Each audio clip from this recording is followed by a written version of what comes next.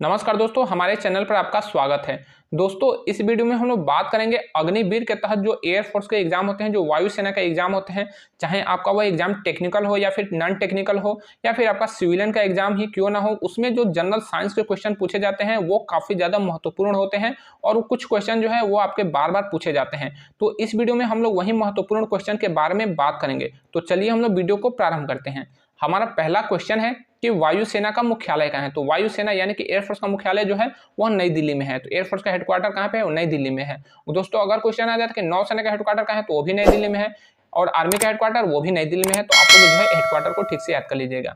अगला प्रश्न है कि राज्यसभा सदस्यों का कार्यकाल कितना होता है। तो राज्यसभा के सदस्यों का कार्यकाल जो है 6 वर्ष का होता है। और अगर क्वेश्चन आ जाए कि राज्यसभा का कार्यकाल क्या होता है, तो वह जो है वो परमानेंट बिल्कुल एक अस्थाई सदन है। ठीक है, लोकसभा को भंग किया जाता है, उसे अस्थाई कहा जाता है, लेकिन राज्यसभा को कभी भंग नहीं किया जा सकता है, इसीलिए इसको अस्थाई सदन कहा जाता है। तो राज्यसभा के सदस्यों का कार्यकाल 6 वर्ष है और लोकसभा के सदस्यों का कार्यकाल 5 वर्ष है। अगला आपका प्रश्न है कि उत्तराखंड की राजधानी क्या है। तो उत्तराखंड की राजधानी देहरादून है। देहरादून उत्तराखंड की राजधानी है। और दोस्तों, अगर आप लोग जिस भी स्टेट की तैयारी करते हैं तो उस स्टेट में कुल कितने जिले हैं आप लोग ठीक से याद कर लीजिएगा, क्योंकि क्वेश्चन आ जाता है कि इस स्टेट में कितने जिले हैं, तो आप इसे ठीक से याद कर लीजिएगा। आपका 1 नंबर का क्वेश्चन बिल्कुल क्लियर हो जाएगा। अगला आपका प्रश्न है कि भारतीय वायुसेना दुनिया में कितने नंबर पे है। तो भारतीय वायुसेना जो है वह चौथे नंबर पे है। दोस्तों, ये चौथे नंबर पे कैसे है? तो दोस्तों, इसके पास जितने भी आधुनिक हथियार है, जितने भी फाइटर प्लेन है, जितने भी इसमें सेवारत जो इसके अधिकारी कर्मचारी हैं, तो सारी संख्या को मिलाकर जो है ये तुलना किया गया है, तो यह चौथे नंबर पे है। और इससे बड़े कितने देश हैं? तो रूस हो गया, अमेरिका हो गया, चाइना, ये तीन जो है एयरफोर्स जो इनकी डिफेंस है वो तीनों जो है भारत से आगे हैं, चाइना, रसिया और अमेरिका, और चौथे नंबर पे जो है भारत है। लेकिन जिस तरह से भारत में एयरफोर्स के लिए जो विकास के दरवाजे खुले गए हैं, जिस तरह से एयरफोर्स जो है आधुनिक की जा रही है, तो यह जल्द ही तीसरे नंबर पे आ सकती है। अगला आपका प्रश्न है कि विश्व में कुल कितने महाद्वीप है। तो विश्व में कुल कितने महाद्वीप है? तो ये 7 महाद्वीप है। 7 महाद्वीप है, ठीक है। और भारत विश्व का सबसे बड़ा महाद्वीप कौन है? वो है एशिया महाद्वीप। अगला आपका प्रश्न है कि नया वित्त वर्ष कब से प्रारंभ होता है। तो वह 1 अप्रैल से नया वित्त वर्ष प्रारंभ होता है भारत में। दोस्तों, ये सब क्वेश्चन जो है आपके एग्जाम में बार बार पूछे जाते हैं, इसलिए ठीक से इसे याद कर लीजिएगा। अगला आपका क्वेश्चन है कि राष्ट्र कवि की उपाधि किसे प्राप्त है। तो राष्ट्र कवि की उपाधि जो है रामधारी सिंह दिनकर को प्राप्त है। रामधारी सिंह दिनकर की अगर आप लोग रचनाओं को देखेंगे, इनकी कविताओं को देखेंगे, तो उसमें जो है बहुत ज्यादा राष्ट्र प्रेम की जो है भावना झलकती है, इसलिए इनको राष्ट्र कवि कहा गया है। तो राष्ट्र कवि कौन है? तो रामधारी सिंह दिनकर। अगला आपका प्रश्न है कि 1 जीबी में कुल कितने एमबी होते हैं। तो 1 जीबी में कुल 1024 एमबी होते हैं। 1024 एमबी। दोस्तों, जो एमबी है, ये जो एमबी है, ये जीबी है, ये क्या है? तो ये कंप्यूटर साइंस की एक कहा जाए तो इकाई है। ठीक है, कंप्यूटर विज्ञान की एक इकाई है, क्योंकि अगर हम लोग जो है मोबाइल में हमारे डेटा आता है, तो 1 जीबी डेटा अगर हमारे पर मोबाइल में नेट का डेटा आता है, तो हम लोग कहते हैं कि 1 जीबी का नेट आ रहा है हमारे मोबाइल में। तो 1 जीबी का मतलब कि 1024 एमबी आ रहा है, क्योंकि जो ही आप लोग डेटा आप लोग जो है ऑफ ऑन करते हैं, तो उसमें से जो है डेटा धीरे धीरे खत्म होने लगते हैं। काम करते हैं तो धीरे धीरे डेटा खत्म होगा, तो वह जो है एमबी में आने लगेगा। पहले तो 1 जीबी रहेगा, उसके बाद आपका दिखाएगा कि 900 एमबी हो गया, 800 एमबी हो गया, 700 एमबी। तो एमबी जो है जीबी से छोटा इकाई है। अगला आपका क्वेश्चन है कि HAL का फुल फॉर्म क्या होता है। तो HAL का फुल फॉर्म होता है हिंदुस्तान एरोनॉटिक्स लिमिटेड। जी हाँ दोस्तों, हिंदुस्तान एरोनॉटिक्स लिमिटेड ये भारत सरकार का एक उपक्रम है, जिसमें भारतीय वायुसेना के लिए जो हथियार है, जो फाइटर प्लेन है, वो तैयार किए जाते हैं। तो हिंदुस्तान एरोनॉटिक्स लिमिटेड है, वह HAL का फुल फॉर्म है। दोस्तों, जो है अगर आप लोग कानपुर में कभी एयरफोर्स का एग्जाम देने जाएंगे, तो आपको वहाँ पे दिखेगा कि जो वहाँ पे जो एयरफोर्स का सेंटर है, उसके बिल्कुल नज़दीक में ही HAL का एक शाखा है। वहाँ पे जो है फाइटर प्लेन के जो है कलपुर्जे निर्माण किए जाते हैं। तो HAL जो है कानपुर में भी कार्यरत है। अगला आपका क्वेश्चन है कि गुलाबी शहर किसे कहते हैं। तो गुलाबी शहर जो है जयपुर, यानी कि पिंक सिटी, राजस्थान की राजधानी जयपुर को कहा जाता है। अगला आपका क्वेश्चन है कि दुनिया का सबसे लंबा रेलवे प्लेटफॉर्म कहाँ है। तो दुनिया का सबसे लंबा रेलवे प्लेटफॉर्म जो है हुबली में है। जी हाँ दोस्तों, हुबली में दुनिया का सबसे लंबा रेलवे प्लेटफॉर्म है, जो कि कर्नाटक राज्य में है। और दोस्तों, इसकी लंबाई क्या है? तो वह 1505 मीटर है। जी हाँ दोस्तों, 1505 मीटर। दोस्तों, इससे पहले जो दुनिया का सबसे लंबा रेलवे प्लेटफॉर्म था, वो गोरखपुर में था, वो 1300 मीटर के लमसम था। लेकिन अब जो है हुबली में इससे भी ज्यादा लंबाई के 1505 मीटर का रेलवे प्लेटफॉर्म बन गया, जो कि भारत का नहीं, केवल भारत का नहीं, पूरे विश्व में सबसे लंबा रेलवे प्लेटफॉर्म है। अगला आपका क्वेश्चन है कि भारतीय वायुसेना का स्वदेश निर्मित प्रथम फाइटर प्लेन का क्या नाम है। तो फाइटर प्लेन, और वो भी स्वदेश निर्मित, तो उसका नाम है तेजस, और वो भी मार्क 1A। ठीक है दोस्तों, कहने का मतलब कि भारत में देखिए, भारत में पहले भी फाइटर प्लेन थे, जगुआर था, MiG-21, MiG-29, या फिर उससे मिराज था, और अभी जो राफेल फाइटर प्लेन आए हैं भारत में, तो ये जो है स्वदेश निर्मित नहीं है, इनको जो है भारत ने खरीदा है, फ्रांस से खरीदा है, स्वीडन से खरीदा है, अन्य कंट्री जो है इससे खरीदा है। लेकिन अब जो तेजस जो फाइटर प्लेन बना है ये भारत में स्वदेश निर्मित है, ठीक है। स्वदेश निर्मित फाइटर प्लेन भारत का प्रथम कौन सा है, तो यह तेजस है। और मार्क 1A का मतलब ये इसका संस्करण कहा जा सकता है, ठीक है, ये इसका संस्करण है। तो भारत का सबसे पहला स्वदेश निर्मित फाइटर प्लेन है वो है तेजस।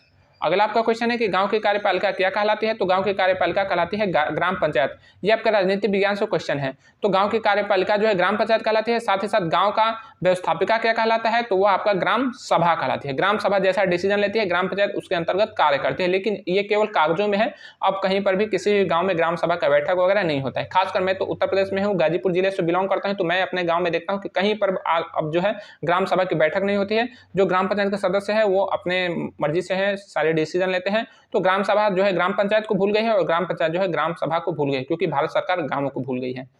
अगला आपका क्वेश्चन है कि वायुसेना का आदर्श वाक्य क्या है, तो वायुसेना का आदर्श वाक्य है नभः स्पर्श दीप्तम। नभः स्पर्श दीप्तम ये वायुसेना का आदर्श वाक्य है। वायुसेना का आदर्श वाक्य है नभः स्पर्श दीप्तम। जैसे इंग्लिश में कहा जाता है touch the sky with glory, touch the sky with glory. जैसे हिंदी में हम लोग कहते हैं कि आकाश को गर्व से छुओ, तो वायुसेना का ये आदर्श वाक्य है। ये वेरी इंपॉर्टेंट क्वेश्चन है, ठीक है, आप लोग इसको ठीक से याद कर लीजिएगा। और दोस्तों अगर क्वेश्चन है देखिए आर्मी का आदर्श वाक्य क्या है, नेवी का आदर्श वाक्य क्या है, एसएसबी का आदर्श वाक्य क्या है, तो आप लोग हमारे इस वीडियो को जरूर देखिएगा, आपको सारे सेनाओं के आदर्श वाक्य पता हो जाएंगे, क्योंकि यह डिफेंस एग्जाम में बार बार क्वेश्चन पूछे जाते हैं। और साथ ही साथ सेनाओं के हेडक्वार्टर क्या है, आप लोग इसको भी ठीक से याद कर लीजिएगा, क्योंकि डिफेंस के एग्जाम में ये क्वेश्चन बार बार पूछे जाते हैं। तो वायुसेना का हेडक्वार्टर कहाँ है, तो वायुसेना का हेडक्वार्टर जो है नई दिल्ली में है। एयरफोर्स का हेडक्वार्टर नई दिल्ली में है, नौसेना का हेडक्वार्टर नई दिल्ली में है और आर्मी का हेडक्वार्टर भी नई दिल्ली में है। अगला आपका क्वेश्चन है कि रामचरितमानस में कुल कितने खंड है, तो रामचरितमानस में कुल कितने खंड का मतलब कि कुल कितने कांड है, तो वह 7 कांड है, ठीक है। रामचरितमानस में कुल 7 कांड है।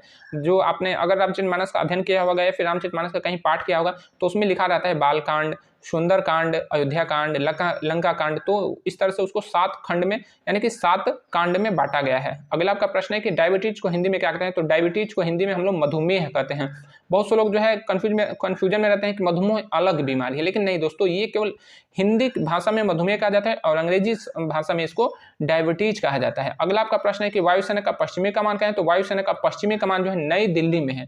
वायुसेना का पश्चिमी कमान कहाँ है, तो वह नई दिल्ली में है। और इसका पूर्वी कमान कहाँ है, तो यह शिलांग में है। दोस्तों वायुसेना के कुल 7 कमांड है और एयरफोर्स के भी कुल 7 कमांड है, नेवी के 3 कमांड है। तो दोस्तों भारत में कुल कितने सैन्य कमांड हो गए, तो कुल 17 सैन्य कमांड है, ठीक है, 17 सैन्य कमांड हो गए। तो क्वेश्चन आ जाता है कि भारत में कुल कितने सैन्य कमांड है, तो ये 17 सैन्य कमांड है। दोस्तों आप लोग आर्मी के एग्जाम तैयार करते हैं, एयरफोर्स या फिर नेवी के अगर किसी भी डिफेंस एग्जाम तैयार करते हैं तो आपको यह वीडियो जो है बहुत ही अच्छी तरह से देखना चाहिए और आपको कुल कितने कमांड है कहाँ कहाँ पे है इसको ठीक से याद करना चाहिए, क्योंकि एग्जाम में 1 नंबर का क्वेश्चन जरूर से जरूर ही पूछता है। तो ये जो है कई क्वेश्चन ऐसे हैं जो कि एग्जाम में बार बार रिपीट किए जाते हैं, तो आप लोग इस वीडियो को जरूर से जरूर देखिएगा। अगला आपका प्रश्न है कि भारतीय वायुसेना के कमांडो क्या कहलाते हैं, तो दोस्तों भारतीय वायुसेना के जो कमांडो हैं तो इनको गरुण कमांडो कहा जाता है। जी हाँ, तो एयरफोर्स के जो कमांडो इनको गरुण कमांडो कहा जाता है। और क्वेश्चन आ जाता है कि नौ सेना के यानी कि जल सेना के कमांडो को क्या कहते हैं, तो उनको कहा जाता है मार्कोस कमांडो। काफी खतरनाक कमांडो होते हैं, चाहे गरुण कमांडो हो या फिर मार्कोस हो। या फिर अगर क्वेश्चन आ जाता है कि थल सेना के कमांडो को क्या कहते हैं, तो उनको कहा जाता है para special force, para SF। तो ये कमांडो है थल सेना के। तो ये तीनों कमांडो बहुत ही बेहतरीन, बहुत ही एडवांस और बहुत ही बेहतरीन मतलब खतरनाक कमांडो होते हैं। कहीं पर भी कुछ ऐसी घटना घटित होती है जहाँ पे कमांडो की जरूरत पड़ती है तो एयरफोर्स जो है वहाँ पे अपना गरुड़ कमांडो भेजते हैं। और अगर नेवी का कुछ कार्य है तो वो जो है मार्कोस, खासकर जो है मार्कोस कमांडो कहाँ पे उतारे जाते हैं, तो जो समुद्र में जो लुटेरे होते हैं, तो लुटेरे किसी अगर समुद्री जहाज को हाईजेक कर लेते हैं, उसको जो है कब्जा कर लेते हैं, तो मार्कोस कमांडो उतरते हैं और उनको जो है बहुत अच्छी तरह से हैंडल करते हैं। अभी जो भारत में जो है भारतीय नौसेना ने 30 सोमालियाई लुटेरों को पकड़ा है, तो यह कैसे पकड़ा है, तो वह मार्कोस कमांडो की मदद से ही बहुत ही आसानी से उनको पकड़ लिया था। तो बहुत ही बेहतरीन ये कमांडो होते हैं हमारे देश के। अगला आपका प्रश्न है कि जिले का सबसे बड़ा पुलिस अधिकारी कौन होता है, तो जिले का सबसे बड़ा पुलिस अधिकारी होता है SP, सुप्रिटेंडेंट ऑफ पुलिस, जिसे जिला अधीक्षक कहा जाता है। तो ये सबसे बड़ा पुलिस अधिकारी होता है। क्वेश्चन आ जाता है कि जिले का सबसे बड़ा प्रशासनिक अधिकारी कौन होता है, तो वह जिला अधिकारी होता है, जिसे हम लोग हिंदी में DM डिस्ट्रिक्ट मजिस्ट्रेट कहते हैं।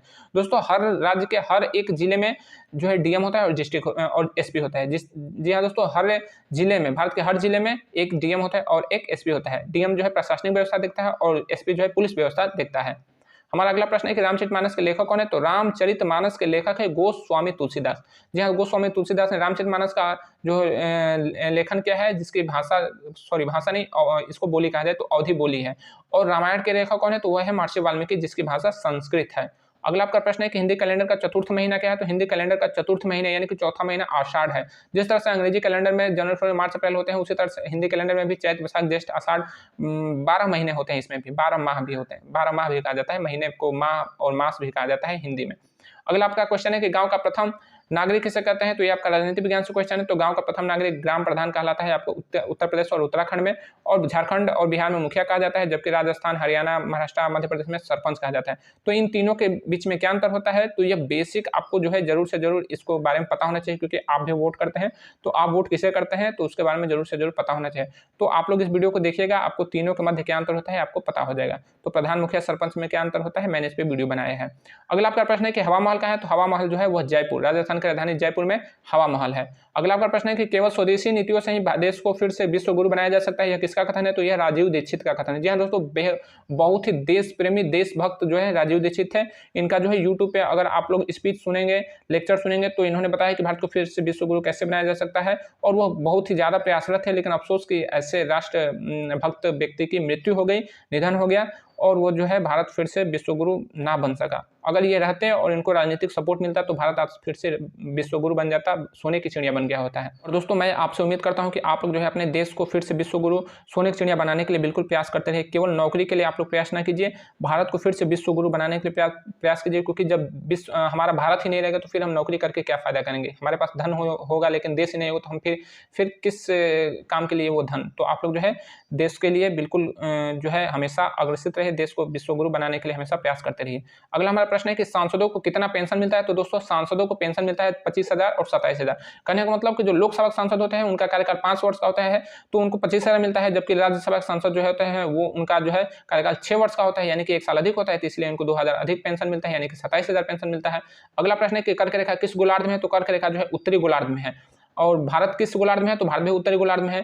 तो भारत को कौन सी रेखा भारत को बीचों बीच से काटती है, बांटती है? तो भारत को बीचों बीच से बांटने वाली रेखा का नाम है कर्क रेखा, और वह रेखा 8 राज्यों से होकर गुजरती है। तो ये भी वेरी इंपॉर्टेंट क्वेश्चन है, ठीक से याद कर लीजिएगा। अगला आपका क्वेश्चन है कि वायु सेना दिवस कब मनाया जाता है? दोस्तों, ये वेरी इंपॉर्टेंट क्वेश्चन ये भी है। वायु सेना दिवस कब मनाया जाता है? तो ये 8 अक्टूबर को मनाया जाता है। 8 अक्टूबर को वायु सेना दिवस मनाया जाता है। और दोस्तों, थल सेना दिवस कब मनाया जाता है? तो ये 15 जनवरी को, वायु सेना दिवस 8 अक्टूबर को, और नौसेना दिवस 4 दिसंबर को। तो ये एक सूत्र है, इसे ठीक से याद कर लीजिएगा। 1584, तो पहले आपका 15 जनवरी आ रहा है, तो ये आपका थल सेना दिवस, उसके बाद 8 अक्टूबर आ रहा है, तो ये आपका वायु सेना दिवस, उसके बाद 4 दिसंबर आ रहा है, तो ये आपका जल सेना दिवस। ठीक से इसको सूत्र के माध्यम से, आपको ट्रिक के माध्यम से मैंने बता दिया, इसको ठीक से याद कर लीजिएगा।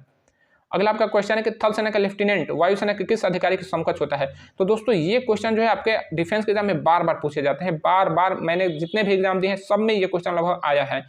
तो आप लोग जो है इस कमीशन्ड रैंक को जो है ठीक से याद कर लीजिएगा। तीनों सेनाओं के समकक्ष पद को बहुत ही बेहतरीन तरीके से याद कर लीजिएगा। मैंने बेहतरीन तरीके से जो है आपको इस वीडियो में बताया है, तो हमारे चैनल पे जाकर इस वीडियो को जरूर देखिएगा और आपको डिटेल में जानकारी मिलेगी। तो थल सेना का लेफ्टिनेंट, तो थल सेना का लेफ्टिनेंट मतलब का जो कमीशन्ड रैंक का सबसे निचला अधिकारी होता है लेफ्टिनेंट। तो वायुसेना के किस अधिकारी का समकक्ष होगा? तो वायुसेना का सबसे निचला कमीशन्ड रैंक का अधिकारी होता है फ्लाइंग ऑफिसर। तो थल सेना का लेफ्टिनेंट जो है वो वायुसेना के फ्लाइंग ऑफिसर के बराबर होगा। अगला क्वेश्चन जो है आपका अंतिम क्वेश्चन है, आप हमें कमेंट बॉक्स में बताइएगा कि 75 जिले किस राज्य में है। तो मिलेंगे अगले वीडियो में, तब तक के लिए जय हिंद।